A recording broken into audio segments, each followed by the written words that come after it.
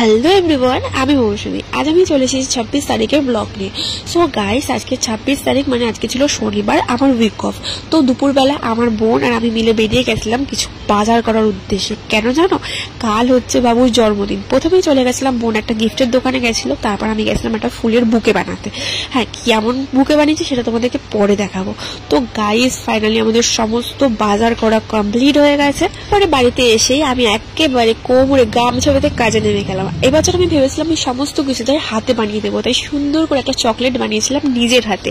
তারপরে বানিয়েছিলাম পিজা, কারণ অনেক দিন ধরে আমার কাছে পিজা খেতে চাইছিল, তাই ওর জন্য একটা না দুটো পিজা বানিয়েছিলাম। আর এই সুন্দর ট্রেন্ডিং কেকটা বানিয়েছিলাম, যেটা ক্যালেন্ডার ছিল, যেটা পুরানো যাবে।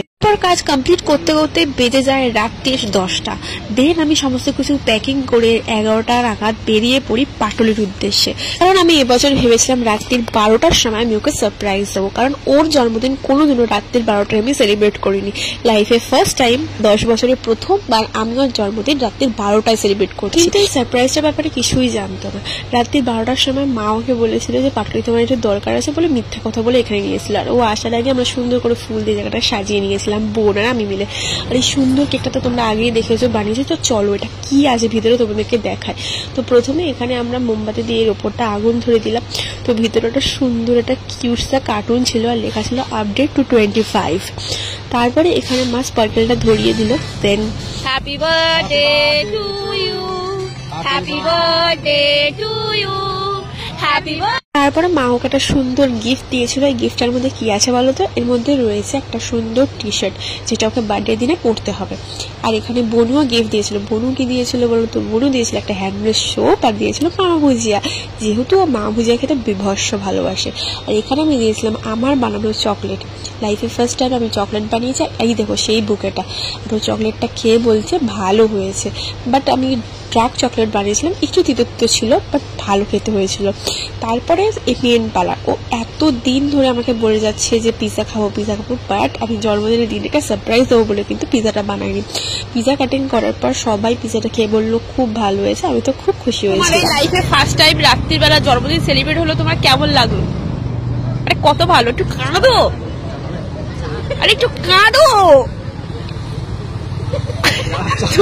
তুমি না কাঁদলে আমি স্যাটিসফাইড হচ্ছি না, সে 3টে থেকে দাঁড়িয়ে আছি। একটু কাঁদো, কাঁদো, একটু কাঁদো। সো এইভাবে আমি ওর মিডনাইট বার্থডে সেলিব্রেট করেছিলাম। তো এখনো অনেক ধামাকা বাকি আছে। তো আজকে মতো টাটা। হ্যালো এভরিওয়ান, আমি মৌসুমী। চলে এসেছি আমি বাবুর বার্থডে ব্লগ নিয়ে। সো গাইস, এই যে নতুন ড্রেসটা দেখতে পাচ্ছ, এটা কিন্তু আমার দুর্গাপূজার ড্রেস। এই টপটা দিয়েছিল বাবু, আর এই স্কার্টটা কিন্তু আমি অনলাইনে অর্ডার করেছিলাম।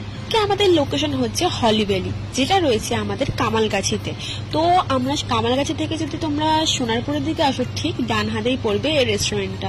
এটা এতটাই সুন্দর দেখতে, তাই আমি ভাবলাম এবছর বাবুর জন্মদিনটা এখানেই সেলিব্রেট করা যাক। তো বাবু আসার আগে আমি, বোন আর পুচু চলে এসেছিলাম এইখানটা ডেকোরেশনের জন্য। আর বোনও এখানে সুন্দর করে ডেকোরেশন করছে। আর এই দেখো পুচকুর কাণ্ড দেখো, তো সারাদিন গেম খেলতেই ব্যস্ত। যেই বলেছি মাকে ফোন করছি, ব্যাস অমনি না না না করতে শুরু করেছে। চলো একটু তোমাদেরকে দেখাই বোন কেমন সাজিয়েছে, কেকটা কেমন হয়েছে বলবে। আর বোন এখানে কত সুন্দর করে ডেকোরেশন করেছে, পুরোটা তোমাদেরকে দেখাচ্ছি। দেখো ফাইনালি আমাদের পুরো ডেকোরেশন কমপ্লিট হয়ে গেছে। আর হ্যাঁ, এই লাভটা কিন্তু আমিও হেল্প করেছিলাম। আর এখানে ছিল 25 বছর, যেহেতু এই 25টা ক্যান্ডেল। আর অ্যাম্বিয়েন্সও দেখো গাইস কতটা সুন্দর। আর এখানে স্টাফদের ব্যবহার ছিল এত ভালো গাইস, তোমাদেরকে বলে বোঝাতে পারবো না। আর দেখেছো অ্যাম্বিয়েন্সটা কতটা সুন্দর, আমার তো বেশ ভালো লেগেছে। আজকে সবাই আছে, বাট আমি একজনকে খুব খুব মিস করছিলাম। আমার বগলোটা থাকলে কত খুশি হতো।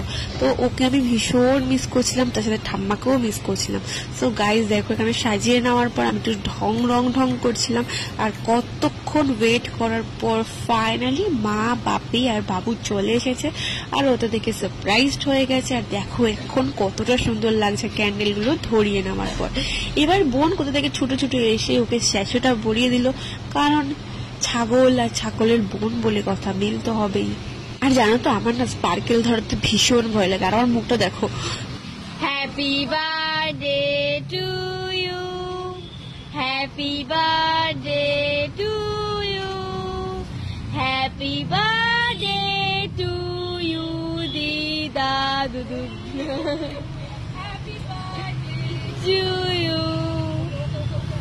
ঈশ্বরের কাছে প্রার্থনা করি প্রত্যেক বছর যেন তোমার জন্মদিনটা আমরা এইভাবেই সেলিব্রেট করতে পারি, সবাই একসাথে মিলে। জীবনে অনেক বড় হও, ভালো মানুষ হও, একটুখানি চাই আমি, আর সব সময় এরকম একটা ভালো মানুষ হয়ে থেকে। তারপরে মা ওর জন্য পায়েস করে নিয়েছিল, পায়েসটা খাইয়ে দিল। তারপরে বোন বলছে আমি এখানে 25টা মোমবাতি ধরিয়েছি, তুমি ওটা নেভাবে না? বলতো সব কটা মোমবাতি এরকম ফু দিয়ে নেভাতে থাকলো, বেচারা হাঁপিয়েই গেছিল। তো চলো এবার গিফটের পালা। তো আমি ওকে কি গিফট দিয়েছি এটা জানার জন্য খুব এক্সাইটেড ছিল, কারণ বেশ কিছুদিন ধরে না আমার বোন খালি ওকে ভেঙাচ্ছিল। কিভাবে ভেঙাচ্ছিল তোমাদেরকে আর সেটা বলবো না, তোমাদেরকে বলে তোমরা হেসে হেসে পাগল হয়ে যাবে। কোনো একটা ভিডিওতে আমার বোনের শরীর রিয়াক্টটা তোমাদের সাথে শেয়ার করবো। ওকে আমি ফার্স্ট গিফটটা দিয়েছিলাম সেটা হচ্ছে ট্রাভেলিং এর ব্যাগ। কোথাও ঘুরতে গেলে খুব অসুবিধা হয় ব্যাগের জন্য, তাই ভাবলাম একটা ব্যাগই দেওয়া যাক।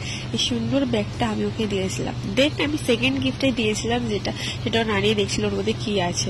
তো কিছুই না, আমি ওকে সবসময় চেষ্টা করি যেগুলোর প্রয়োজনীয় জিনিস, যেগুলোর খুব দরকার সেগুলোই দেওয়ার, কারণ অপ্রয়োজনীয় জিনিস দিয়ে কোনো লাভ নেই। তো সেকেন্ড গিফটটা কি ছিল বলতো, একটা ফায়ার বোল্টের ব্লুটুথ হেডফোন ছিল, যেটা খুবই প্রয়োজন ছিল। ফোন দেওয়ার আরো একটা কারণ আছে গাইস, কারণ আমি যতবার নিজের টাকায় নিজের জন্য হেডফোন কিনি ততবার আমার হেডফোনটা কেড়ে কুড়ে নিয়ে নেওয়া হয়। তো তাই ভাবলাম এবার একটা ওর পার্সোনাল হেডফোন দেওয়া যাক, যাতে আমার হেডফোনে আর হাত না দেয়। সো ওই জন্য হেডফোনটা দিয়েছিলাম। হেডফোনটা কিন্তু ভীষণই সুন্দর দেখতে ছিল। নেক্সট আমার বোনের গিফট। আমার বোন ওকে কি দিয়েছিল জানো গাইস? তো চলো তোমরা দেখে নাও নিজেরাই আমার বোন ওকে কি দিয়েছিল। আর ওই গিফটটা ওর কি পছন্দ হয়েছে আমি জানি না, কিন্তু ওই গিফটটা আমার ভীষণ পছন্দ হয়েছিল, কারণ এই যে ফটোটা রয়েছে না আমাদের তিনজন, এই ফটোটা আমার অনেক অনেক ফেভারিট একটা ফটো। তো দেন দেখো ও একটা গিফট দিয়েছে, যে গিফটটা দেখে আমরা সবাই হাসাহাসি করছিলাম, কারণ ও একটা ফ্লিপকার্টের প্যাকেটের মধ্যে লিটিল হার্ট দিয়েছিল আর সবাই ওর মধ্যে হাসাহাসি করছিল। তো ও ওটাতে খুলেই খেয়ে নেবে এক্ষুনি, মানে বোন ওকে কিছু যদি দেয়, একটা ছোট্ট যদি লজেন্স দেবো তাতেই খুশি হয়ে যায়, অনেক অনেক হ্যাপি হয়ে যায়। চলো ভিতরের অ্যাম্বিয়েন্সটা তোমাদের সাথে শেয়ার করি। আর গাইস বাইরের মতো ভিতরের অ্যাম্বিয়েন্সটাও কিন্তু অনেক অনেক সুন্দর ছিল। এখানে পুচকু আমাকে মামিয়া মামিয়া বলে পাগল করে দিচ্ছিল, দেখো আবার ডাকছে ফোনটা অন করে দেওয়ার জন্য। একটু বকা দিয়ে দিলাম, ব্যাস ফোনটা রেখে দিয়েছে। দেন আমাদের খাবার চলে এসেছে হাক্কা নুডলস, এখানে ছিল ফিশ ফ্রাই আর ছিল হরিয়ালি কাবাব, স্যালাড। আর আমি 3টে বিরিয়ানি অর্ডার করেছিলাম, তারপর অর্ডারটা কমিয়ে 2টো বিরিয়ানি নেওয়া হয়েছিল।